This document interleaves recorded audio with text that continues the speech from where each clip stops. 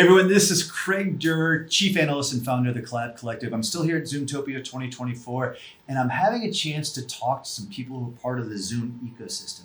And in this case, I'm actually able to speak with someone I've spoken to in the past with a previous role, Dalton Curry with Lumen Technologies. Now he is the product manager, group product manager? Senior manager of global product. Thank you. I needed the help getting that straight here. But anyway, this conversation is about this. I wanted to find out more what's taking place within those partner ecosystems and what's important to you in this event here as well. But let's start off with this. Talk to the audience about Lumen Technologies. Yeah, so Lumen, as you know, right, is a telecommunications provider. We have a long-standing tradition of providing both voice, network, and cloud services to customers. Right. One of our major focuses is helping customers kind of go to the next-gen technologies or solutions, Zoom being one of those offerings. Which is kind of that migration to cloud type storyline. 100%, right? We have a huge base of on-prem customers. Right. Can we help them migrate to the cloud instances? Zoom being a cloud-first provider is a natural progression for some of those legacy. And in fact, you spoke to one of my former colleagues, Sean, at a previous Zoomtopia. And at that point in time, we were really leaning in, looking at Zoom phones and contact center coming out, right? 100%. Now you guys, this is an integral part of your offering right now to your customers. Tell me about that. Yeah, so for us, we like to incorporate our Lumen voice, right? Yeah. So from a BYOC perspective, which is bring your own carrier, we will leverage cloud SBCs from Lumen to connect in our legacy voice products or even SIP trunking products directly to Zoom Phone and Zoom Contact Center. Got it. All right. So this is really bridging the legacy technology into this upfront world, right? Right, and well, we want to make it easy for the customer, right? Because we want to maintain voice revenue, but we also don't want to have a porting process for them, right? Yeah. We don't want to have to move numbers. I mean, that's arduous for the customer. That's good. Okay, so here we are, Zoomtopia 2024. There's a lot of cool stuff there on stage. I'm sure some things caught your eye. What top of mind was your takeaway sitting in that keynote? Man, so there's actually a couple things that are really cool about it. Number one, I'm really excited for AI 2.0. I love that too. There's some great stuff too, and they had some really great use cases, actually leaning into phone use cases and even contact center.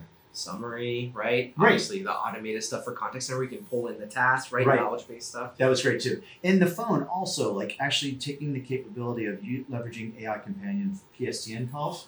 Was that was something that probably is appealing to your customer base as well too? I think for the most part, every customer wants to ensure, right, they're having good quality calls. So yes, hands down. Right. And then also the contact center stuff, like I said. Now, you guys are reselling and packaging the contact center solutions? We are actually. So we have both a Zoom customer experience certified sales competency as well as an implementation competency. Got it. Right? Because for being a reseller of Zoom, right, we want to make sure we're helping to manage that customer onboarding, right? Right. We have a whole CS practice within Lumen where we want to manage the life cycle of that customer end to end. Right. So for us, right, contact center is a very sticky component. Oh, sure. Right? I mean, it's business critical services, right? I mean, it's usually something that if you were to go down, right, or anything, the first call you're going to get is like, this is revenue impacting. So I can imagine that. For us, it's very critical for how we manage our customers, but also support their business objectives. Got it. So now, in the keynote, which most people saw publicly, there wasn't much mention about phone or contact center. Now, there were some breakout sessions. You probably sat in some, and you and I had a chance to.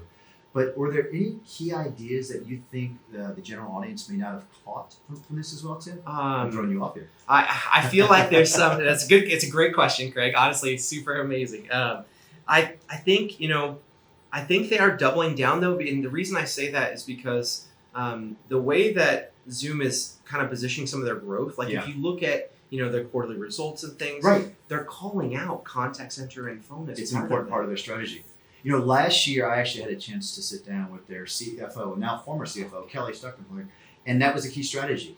They talked about AI companion, phones, and contact center, maintaining the growth that was important to their stakeholders, shareholders, and things like that as well too. Do you think they're positioning themselves to continue that growth with what you see there?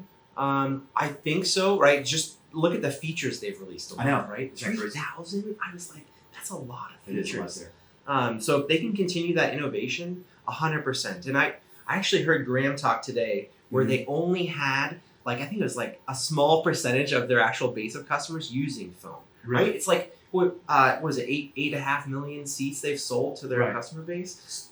But if you look across the entire Zoom meetings portfolio, Right. that's just a fraction. So yeah, I think phone is a great opportunity still for them to grow right into the future. Right. So as we sit here talking about this and you representing one element of this partnership, what I hear you saying is there's a lot of fertile ground. Not only is there customers, but you're talking to me about a feature set that's probably compelling to drive those conversations. Yes, and it's